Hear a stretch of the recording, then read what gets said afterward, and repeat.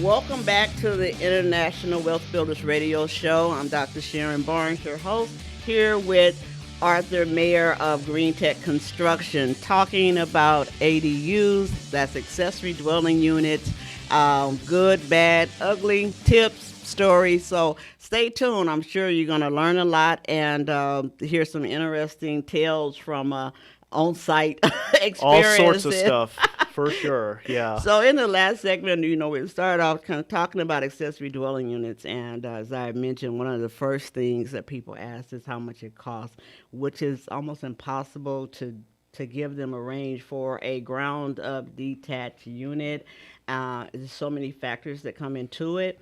And there's different players that we're talking to you as a contractor, but we know a lot of times where you can get started, we need an architect, we need a designer, we need a consultant like myself with Exactly. ADU Advantage There you to go. talk to people to just make sure that it's feasible for their lot and to give them some tools sometimes. At ADU Advantage, we do have the ability to put site plans on people's property so they have a picture, they can place it, they can know how many bedrooms, which way the door is facing, all this. So when they reach out to you or the architect, at least you have something visible to start with, and we can go from there. So again, there's a lot of players in there, but the primary question that we have to get around before we can start developing with most clients is how much does it cost? Sure. So can you tell me how you lead people through that maze? It's the big mystery question, right? How much is this going to cost me? And I hate to say obviously the worst answer I can give is it depends. Right.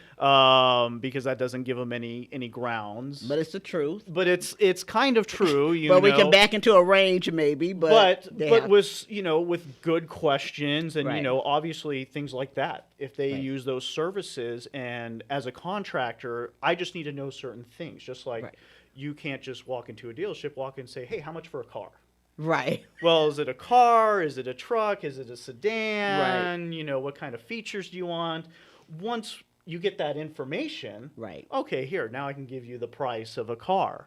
Right. One thing that comes down to a lot of cost is what are you going to put in the ADU?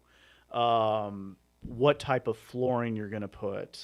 Is it a tub bathroom or is it a tile shower? Right. Are you putting crown molding, baseboards? And what I encourage people, if they are just ground starting, you can give rough ideas. Hey, this guy's charged $250 a square foot, but he hired his own guys, or I've seen him as high as $500-600 a square foot. Northern California, Exactly. is a lot more expensive. Yeah. San Diego's a little more expensive than Inland Empire. The economies of scale changes. Yeah, and one thing is, if it is something you are seriously doing, and it is something you plan to do, the very best step I can tell people is exactly that. Get with someone like you, work with an architect, and get engineer plans. If it's something, and again, and again, these architect plans, they can range. I've seen them as low as $2,500. Right. But I see, standard typically $5,000 to $7,000 for architect plans. Yes. But again, if this is something you absolutely need to do, hey, I need to build this ADU. I'm moving my in-laws in, or whatever the case may be. Those plans are going to answer a lot of those questions. So to give some specific, if that's okay, Yes. With it, one thing I look for is, okay, how are we going to run the plumbing to the ADU? Right. Right. Whether it's how before you how have to long? trench Right. to get to it. And this is something that a lot of people don't realize. Plumbing can be more expensive on a smaller ADU than a bigger ADU. Well, how is that possible? Yeah, exactly. How is that possible? I was about to ask you. So let's say you have a small 400 square foot ADU. Right. But your point of connection for, let's say, the sewer line and your water line is 200 feet from where you want to build the ADU. Exactly. Well, now I got to trench all these extra feet to get to the ADU, and it's a longer run. I may be cutting through concrete. and again, things I've learned is if you're building ADUs in the Inland Empire, I like to say, hey, your soil is 10% dirt and 90% boulders, Wow, because that's true. and that's part of the cost. You have to possibly, be prepared for. So if I'm running all that plumbing from way back in the front of the house all the way up to the back, your plumbing's going to be way more expensive. Yeah, so one of the conversations we have to have with the clients initially too is that we cannot tap into your utilities and your plumbing to the main house. It has to go out to the front of the house. Yeah, and it just and it depends, because now if you've got Right. an older house Right. and your sewer line's too small to accommodate, you may have to upgrade the sewer, right? You can't tie it into the house Yes. because maybe the house has old cast iron. Exactly. And I mean, there's different ways to skin a cat with plumbing, and that's something where it may make sense to get even not only to get architectural plans, but to maybe have a plumbing contractor go out and mark where it needs to run, so your ADU contractor can say, hey, this is how far we need to run. Now I'm just talking about plumbing, and again, depends what you have. I've Right. seen some people that want a rain head for their shower. Right. Well, that's extra plumbing to add the rain head. Or I built an ADU in Fontana. He wanted 2 shower heads on both sides of the wall and a rain head. Wow. So Yeah. you're adding on more plumbing Yeah. than maybe just someone that just wants a tub. Right. Depend. And again, when I talk to clients, sometimes it's kind of what the intent is. If it's because that 2 shower heads plus the rain shower sounds like a luxury development that maybe the homeowner is going to move in himself and rent out the older house, Right. or whatever. But Yeah. we do a standard if we're talking about renting it to college students, or mid range if it's to a parent. So yeah, those decisions all come down to cost. Yeah. But I wanted to ask you too. So you mentioned the soil and about the dirt and the rocks. When does soil testing come in?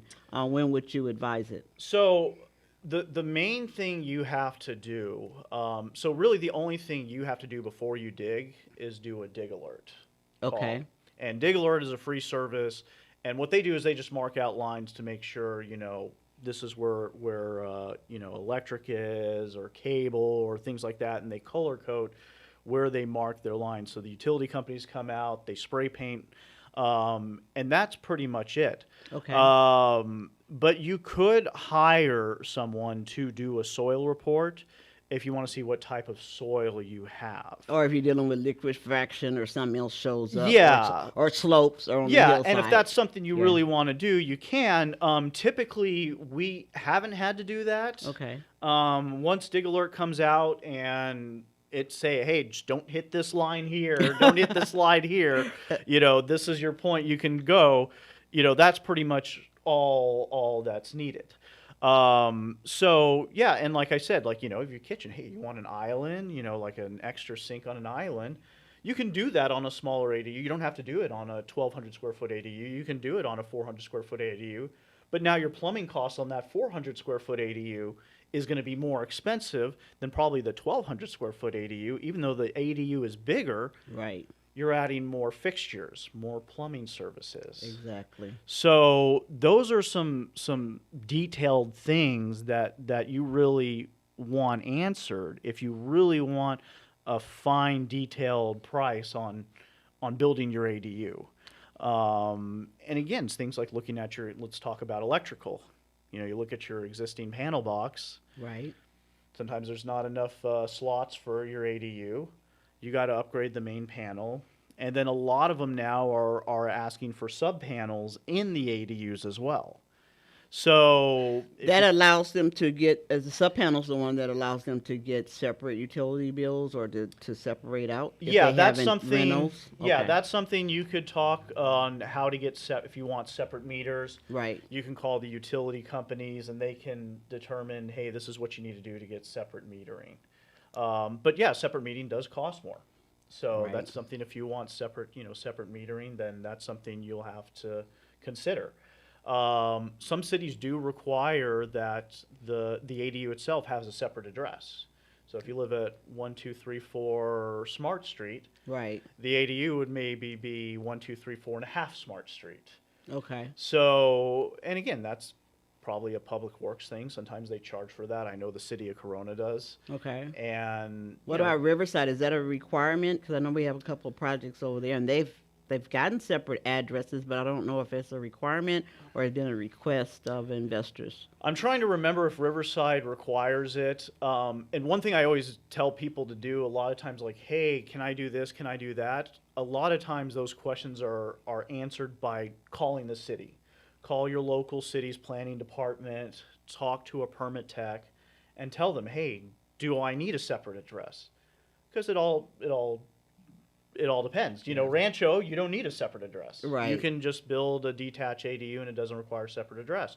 Corona, unless they've changed their guidelines recently, they do. And you have to actually pay a pretty significant fee where they go through Public Works and then they change it to a separate address.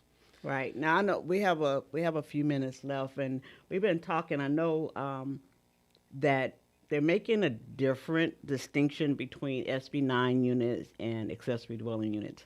And if you eyeball them, they look the same, okay? And we'll talk about this in the next segment as well. But they look the same, but some of the financing options are different. If they're SB9, I believe you can get credit for the rental income like right away. If they're just ADUs, then it's a 24 month before they're considered rental and that type of thing. And some of that SB9 requires that separate utility, a separate number. Have you had any experience with that? And really introducing like the financing, because I know that your company has experience with helping people get financed. Yeah, and financing is a big part of our company, and I know it helps a lot of clients out. In terms of the SB9, what's the city requiring? A lot, and we actually went to the city of Redlands, I think, Yes, recently. we went together, yeah. And you kind of heard their answer. Well, we don't really know, but just submit it, and we'll kind of, and then our community development department will kind of review it. Based on the first application, we will develop the process. Exactly. So I think right now, and I think there's a lot of cities like that. Now that these laws have passed, I'm sure some probably have developed guidelines and say, okay, well, under SB9, you're going to have a separate meter, and this is the way we want you to build it. And under regular guidelines, it's not required. Exactly. But as we experienced, it's something they're just kind of developing in the process. Right. So it'll be interesting to see. In terms of the financing, that's a really great thing, and that's really important to a lot of clients, is how am I going to pay for this? Right. So we've established partners with certain lenders and unique types of financing to help funnel up to 100% of the building cost of their ADUs. Including the architectural plans as well, and consulting and everything. Yeah. They can tie it into the loan. Yep. Okay. There's different programs that you can utilize your house equity if you wanted to. Right. Whether it be using a loan officer or some programs that allow you to pull equity out of the house. There's personal loan programs where it's lender direct to consumer, where they fund you the money and give you a monthly payment. There's programs out there like Point, which can defer your entire cost up to 30 years as well. That sounds like a great program. It's a pretty interesting program, and our goal always is, when we're dealing with clients, is we want to just say, hey, here's your options on the table. Choose what you think works best for you. That sounds fantastic. I hope that you have enjoyed this segment and learned a lot from Arthur about ADUs and financing and some of the challenges. We will continue this conversation after this short break. And again, if you're thinking about building an ADU, connect with ADU Advantage online.